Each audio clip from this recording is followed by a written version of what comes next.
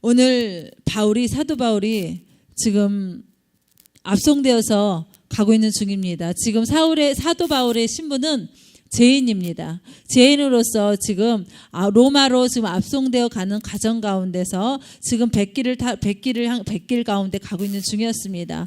그런데 바다에 가다가 풍랑을 만나게 되었어요. 풍랑 속에서 세상의 풍랑도 있고 또 우리가 삶 속에서의 풍랑도 있고 우리 각자의 여러 가지 만나는 풍랑들이 있습니다. 풍랑 속에서 또 이 풍랑 때문에 또 기다리고 우리가 알지 못하고 있는 안팎선과 또 같은 절망, 두려움, 어려움들이 우리를 기다리고 있을 때에 어떤 아픔과 슬픔들이 우리를 기다리고 있을 때에 세상에서는 어떻게 살아가는 사람들이 많습니까? 그런 사람들을 생각해 보고 또 말씀을 통하여서 또 우리가 교회 안에서 우리의 역할, 나의 역할, 우리 한미듬교회 역할에 대해서 같이 좀 나누려고 합니다. 첫 번째 나누고 싶은 것은 뭐냐면요. 27절에서 32절 말씀입니다.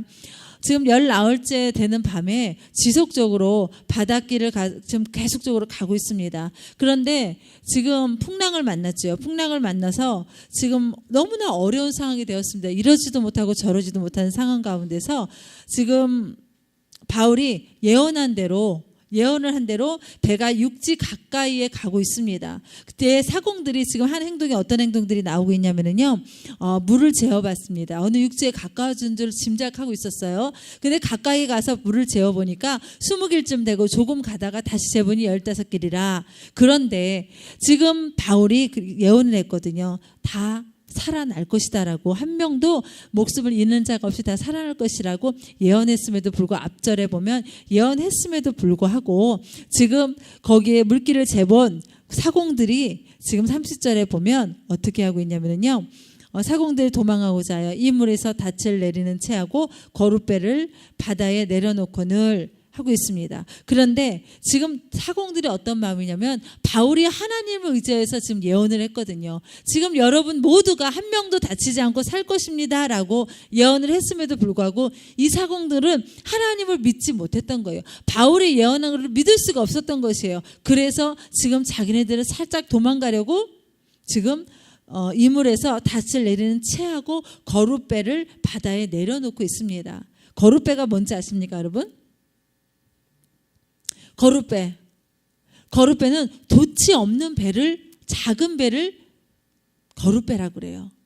근데 저는 이 거룻배에 대한 모습을 딱 하면서 어떤 생각이 들었냐면요.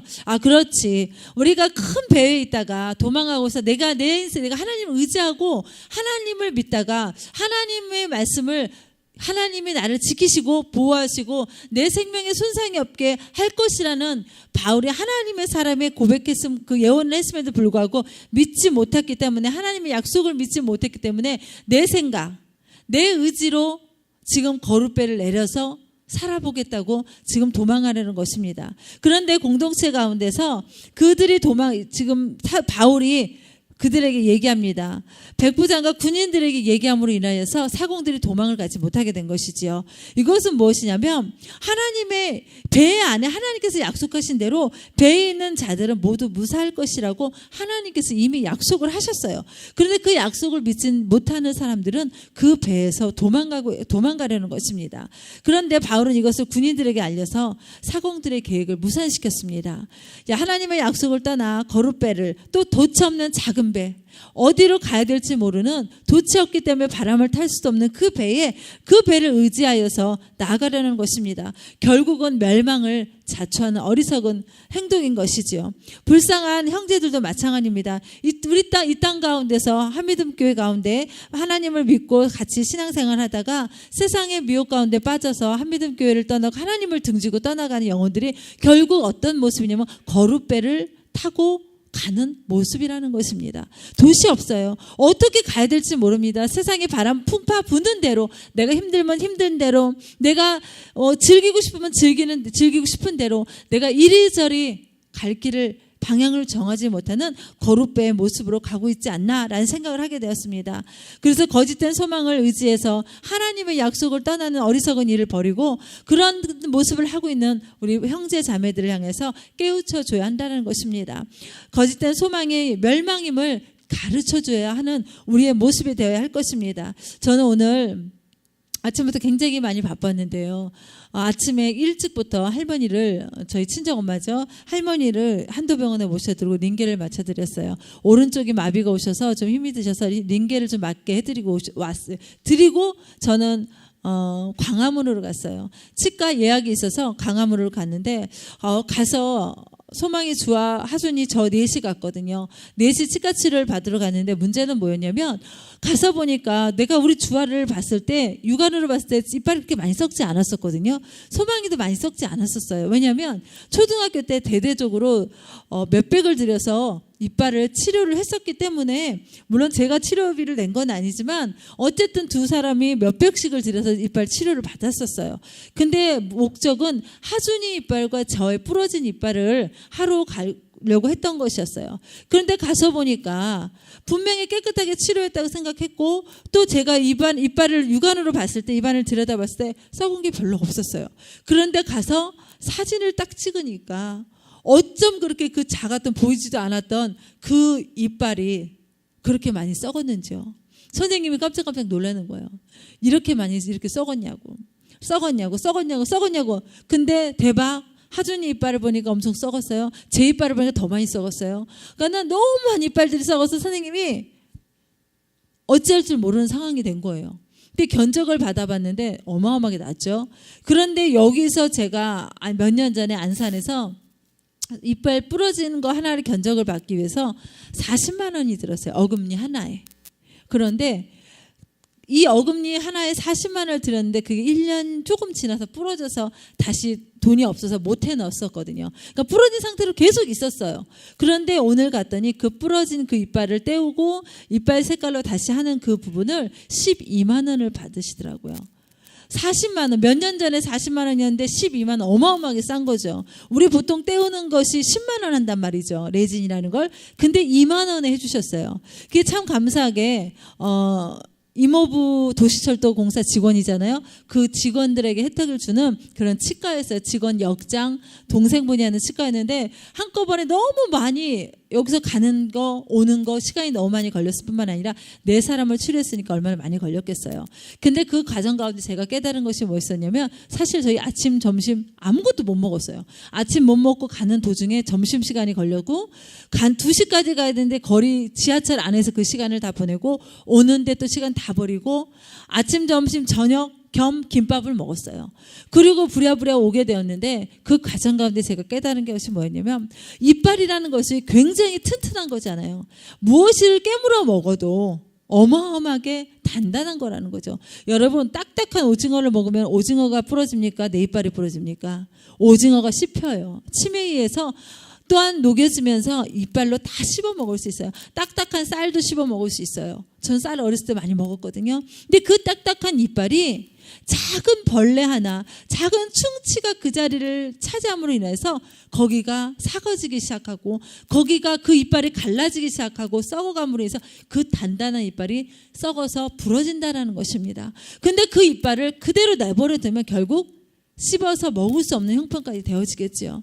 그런데 이 과정을 보면서 우리도 마찬가지다. 하나님을 신뢰하고 하나님 앞에 나아가는 자들은 하나님 앞에 내가 영적으로 단단해져 있는 내 모습 가운데 충치, 결국 재 하나가 나에게 들어옴으로 인해서 내가 건강한 내 영이 무너져서 충치가 생긴 것처럼 내 영의 죄악들로 인해서 어느 순간 그 작은 것이 보이지도 않았던 것이 나의 영을 다 갉아먹은 것뿐만 아니라 내 영을 무너뜨려 버린다는 것이에요. 그리고 결국은 내가 하나님 앞에 서 있지 못하도록 나를 만들어버린다는 것입니다.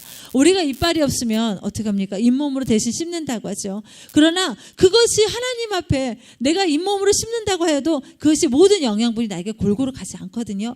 하나님이 나에게 주어진 그 최초에 우리에게 주신 그 이빨 얼마나 튼튼하고 감사합니까? 그런데 제가 그 치과 치료를 받으면서 그래, 우리 가운데 나도 모르게 용납됐던 작은 제약들이 내 삶을 갉아먹고 있지는 않는지, 내가 하나님을 신뢰하고 간다라고 백날 외치면서 가지만 내 삶에서 내 모습에서는 결국 충치처럼 작은 죄악들을 용납하고 받아들이고 있는 건 없는지 생각하게 되었습니다. 우리 학생들 모습 가운데서 우연히 그런 얘기를 들었습니다. 하나님을 신뢰하고 하나님의 리더로서 나갑니다. 그런데 남의 물건을 가지고 오는 것이 너무나 쉬운다라는 것을 알게 되었어요.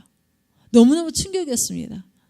설마. 그런데 그것이 너무나 자연스럽고 아무렇지도 않게 얘기하는 걸 딱 듣게 되었어요. 그러면서 이것이 제약인지, 이것이 모르는구나, 잘못인지는 알지만 이것이 내가 영적인 내가 죽음으로 몰고 가고 있다는 것은 이 친구가 인지하지 못하고 있구나는 걸 깨달았습니다. 오늘 말씀을 보면 하나님의 약속을 분명히 바울을 통해서 이 배에 있는 276명의 모든 사람들은 다 받게 되었어요. 동일하게 받게 되었습니다. 그러나 그 동일하게 받은 그 사공들, 그 많은 뱃사람들 중에서 사공들은 도망하려 했다라는 것이에요.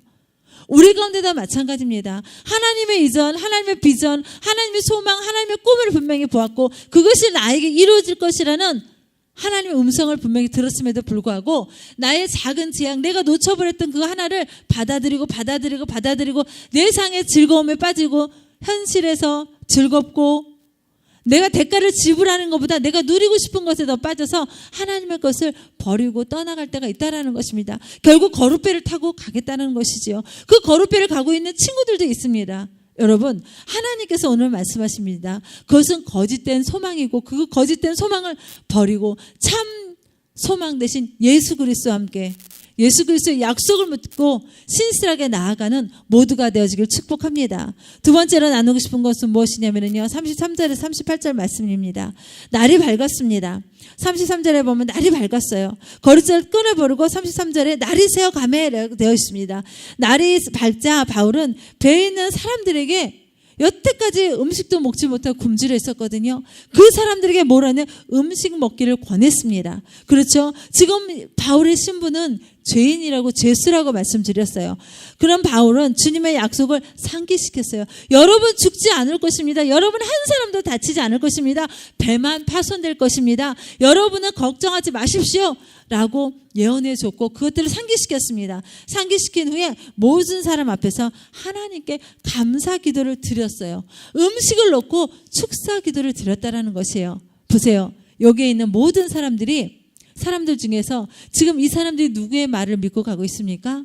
백부장의 말을 신뢰하고 가고 있습니까? 사공의 말을 신뢰하고 가고 있습니까? 아니면 군인들의 말을 신뢰하고 가고 있습니까? 아니요.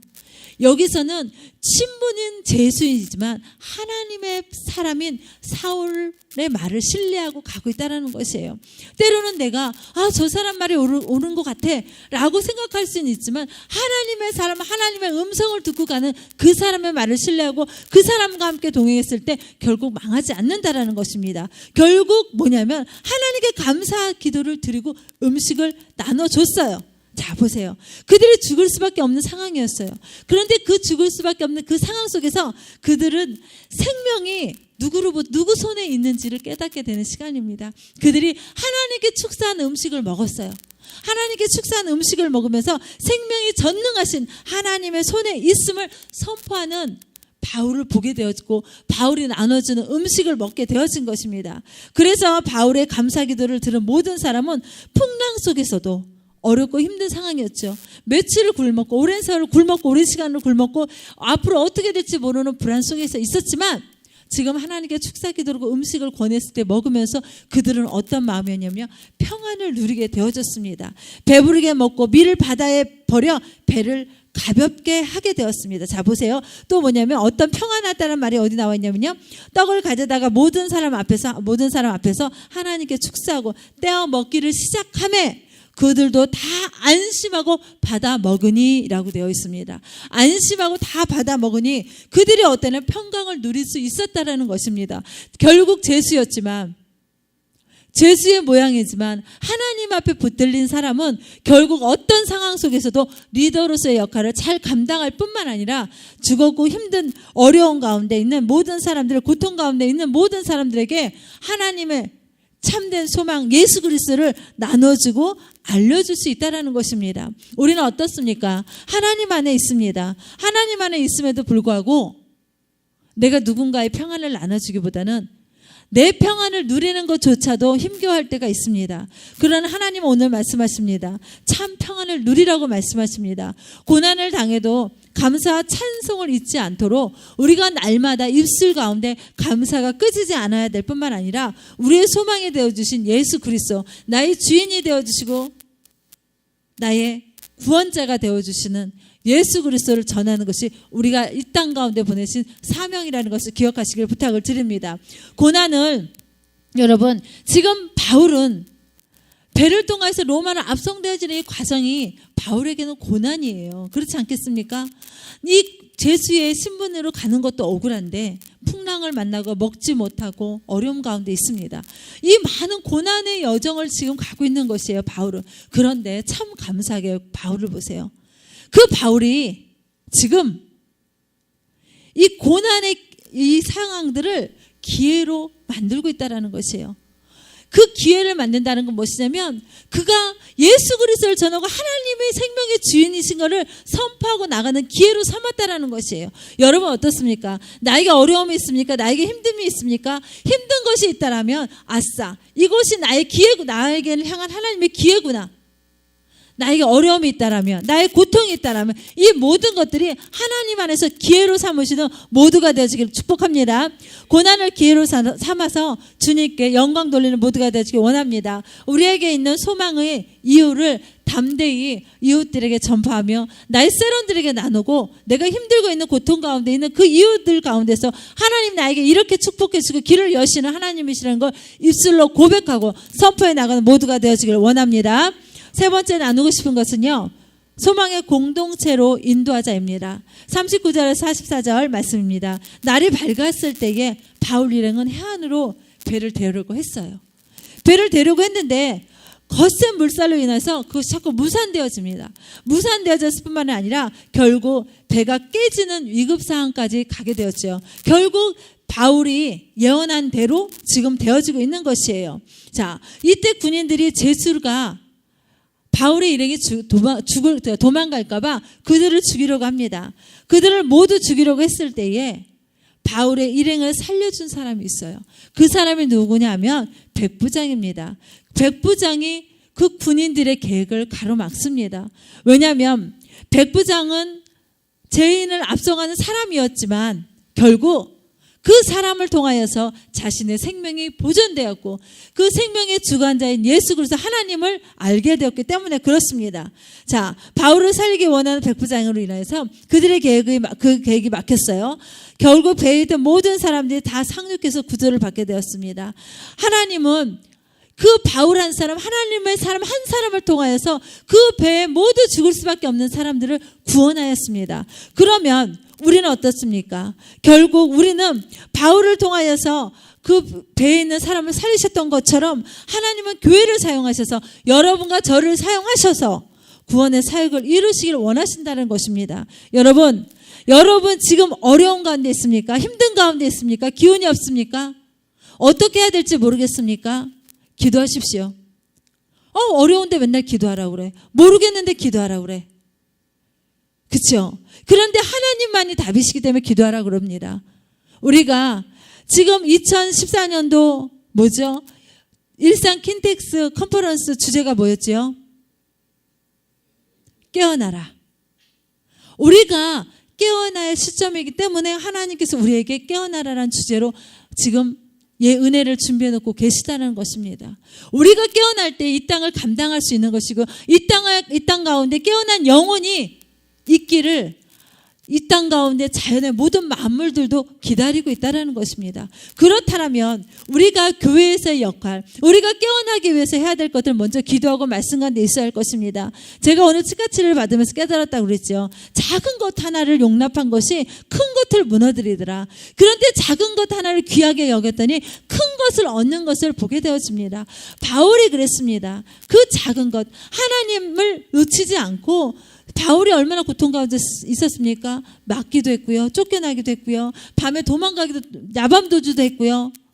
지금 바다 가운데 풍랑 가운데 지금 휩쓸려서 죽게 생기기도 했고요. 수많은 역경들이 있었지만 결국 작은 것 예수님 그리스도를 포기하지 않았기 때문에 그는 더 큰 것들을 얻을 수 있었습니다. 자, 오늘 우리가 해야 될 일이 그렇습니다. 우리가 이 땅 가운데서 내 친구들에게, 내가 사랑하는 가족에게 하나님의 말씀을 나누지 않는다라면 내가 누구에게 그 말씀을 나누겠습니까? 어떤 친구는 그래요. 저는 저희 집안의 식구가 다 예수를 믿어요. 참 신기하죠. 예수를 다 믿었어요. 그런데 제가 어느 날 어떤 사모님 집에 가게 되었는데 그 동생이 있었어요. 그 동생이랑 얘기했는데 그 집은 다 예수 믿는 집안이었어요. 근데 그 동생이 한의사거든요. 지금 호주에서 한의사를 하고 있는데 그 친구를 얘기하다가 분명히 그 집안 다 예수 믿는 집안이었고 엄마도 권사님이고 언니도 사모님이고 뭐 매형은 목사님이고 막 집안 다 집사님이고 다 집안이 직분자들입니다. 근데 그 집에 가서 얘기를 한참 하는데 그 동생이 저보다 1살 어렸거든요. 저보다 2살 어렸어요. 근데 그 동생이랑 얘기하다 보니까 구원의 확신이 없었어요. 예수를 믿긴 믿지만 그 집안의 온 가족이 예수 그리스도의 가정이라고 하지만 그 막내 동생은 예수 그리스도를 영접하지 않았다라는 걸 알게 되었어요. 그래서 그 언니한테 얘기하고 같이 그 막내에게 복음을 전하고 구원을 영접하는 일들을 경험하게 되었었습니다. 근데 지금은 신앙생활을 잘하고 호주에서 집사 직분을 받고 잘 섬기고 있어요. 그런데 이걸 왜 얘기하냐면 내가 우리 집안은 예수 그리스도를 믿는 집안이지만 그 집안 또한도 그 영혼이 구원받지 못한 영혼이 있다라는 것이에요. 내 부모가 다 구원받지 않았습니까? 구원받지 않았다라면 기도하시고 내 부모와 형제가 예수 그리스도 안에 있다 할지라도 구원을 점검해 보시고 또 내가 사랑하는 친구 내가 정말 천국에 같이 가고 싶은 그 친구에게도 하나님의 말씀을 나눔으로 인해서 그 사람이 그 영혼이 하나님 앞에서 떨어지지 않도록 권면하고 세워야 할 것입니다. 결국 하나님의 하늘나라에 가기까지 서로 권면하고 세워주는 것이 우리의 역할일 것입니다. 나 혼자 하라면 여러분 많이 힘들 거예요. 소망이 혼자 하라면 아등바등 힘들 것입니다. 승원이 혼자 하라고 해도 많이 힘들 것이에요. 그러나 동안이 혼자 하는 것이 아니라 승원이랑 으쌰으쌰하고 수영이도 으쌰으쌰하고 같이 동역자끼리 으쌰으쌰 한다라면 세상에 무서울 것이 없을 것입니다. 우리를 지키시고 보호하시는 분이 예수 그리스도이심을 믿기 때문에 그렇습니다. 그렇기 때문에 우리가 이 땅 가운데서 해야 될 일, 세상의 풍랑 속에서 풍파 속에서 어려움과 고난과 고통이 우리 가운데 밀려올지라도 내 상황에 힘들고 어려울지라도 내 마음대로 되지 않을지라도 그 가운데서도 하나님을 잊어버리지 않고 내가 하나님을 대신 사신이라는 걸 기억하고 내가 하나님의 한계라는 것을 기억하고 내가 살아갈 때에 이 땅 가운데서 하나님의 사람으로 온전하게 복음을 전하는 자로 살 수 있을 것입니다. 기억하시길 부탁을 드립니다. 아니 기억하셔야만 합니다. 언젠가 방주의 주인이 문을 닫는 날에는 끝이라는 것입니다. 여러분, 오늘은 다시 오지 않습니다. 오늘 다시 오지 않아요. 2014년 8월 1일 다시 오지 않습니다. 2015년 8월 1일은 다시 올지 몰라도 2014년 8월 1일 오늘은 끝입니다. 방주의 문도 하나님이 그 문을 닫는 날은 모든 것이 끝나는 날입니다. 그런데 여러분 기억하세요. 그 닫히는 날이 곧 온다라는 것입니다. 닫히는 날에 문을 닫고 계시는데 잠깐만요 저 좀 들어갈게요 할 수 없다라는 것이에요. 제 친구 좀 데리고 들어갈게요. 저희 부모님 좀 데리고 들어갈게요 할 수 없다라는 것입니다. 그 닫히는 그 순간이 금방 올 터인데 우리는 너무나 시간을 낭비하고 있다라는 것입니다. 제가 사랑하는 사람의 카톡을 보니까 카톡에 대문에 이렇게 써있더라고. 시간이 지나간다라고 써있더라고요. 근데 마음이 너무 아팠어요. 너무나 귀한 시간이기 때문에 그 친구한테는 그 시간이 지나가는 것이 1분 1초가 너무 아까웠기 때문에 그 친구의 마음을 읽었기 때문에 제 마음이 아팠어요. 여러분 어떻습니까? 시간이 너무나 많습니까? 우리가 천년만년 살 것 같죠? 근데 그렇지 않다라는 것이에요. 내 부모가 천년만년 살 것 같은데 그렇지 않다라는 거예요. 내 형제가 천년만년 살 것 같은데 그렇지 않다라는 거예요. 예수님이 오시는 날도 멀지 않았다라는 거예요. 그렇다면 우리가 좀 더 부지런하게 좀 더 움직이고 하나님 거짓된 세상 가운데서 참된 것이 진리가 무엇인지를 가르쳐주고 깨우쳐주는 것이 우리의 역할이라는 것입니다. 지혜의 말씀으로 참된 소망을 나누어주는 우리 한비전교회 모든 식구가 되어지기를 원합니다. 우리가 빚진 자로 살아가잖아요. 내가 하나님의 은혜를 받았어요. 빚진 자예요. 내가 하나님 앞에 은혜를 입었기 때문에 내게 빚진 자입니다. 그럼 이 빚진 마음을 가지고 그 빚을 나눠주는 자로 살아가야 합니다. 주님께서 말씀하셨어요. 어떠한 빚도 짓지 마라. 사랑의 빚 외에는 짓지 말라 그러셨어요. 우리가 누군가가 선행을 베푸고 누군가 도움을 주면 못 받는 분들이 있습니다. 그런데 그건 사랑의 빛으로 받고 내가 그 사랑의 빛을 졌지만 그 사랑의 빛을 나눠주는 자로 살아가는 우리 한미전교회 식구들이 되어지기 원합니다. 이 시간에 우리가 풍랑 속에서 감사 기도를 드릴 줄 아는 우리 한미전교회 식구들이 되어질 뿐만 아니라 인생 가운데서 내가 가야 될 이 길 가운데 한 번뿐인 이 길 가운데 시간이 많지 않은 이 길 가운데 하나님의 오실 그 길이 멀지 않은 그 길 가운데 내 마음을 다잡고 내 역할, 내가 무엇을 온전히 해야 되는지 하나님 앞에 예배자를 쓰고 기도하고 음성 가운데 말씀 가운데 나가 하나님의 뜻을 이룰 뿐만 아니라 다시금 일어나서 깨어나서 하나님의 일을 감당하는 열정적으로 감당하는 우리 한미전교회 식구들과 리더들이 되어지길 축복합니다. 같이 기도드리시길 원합니다.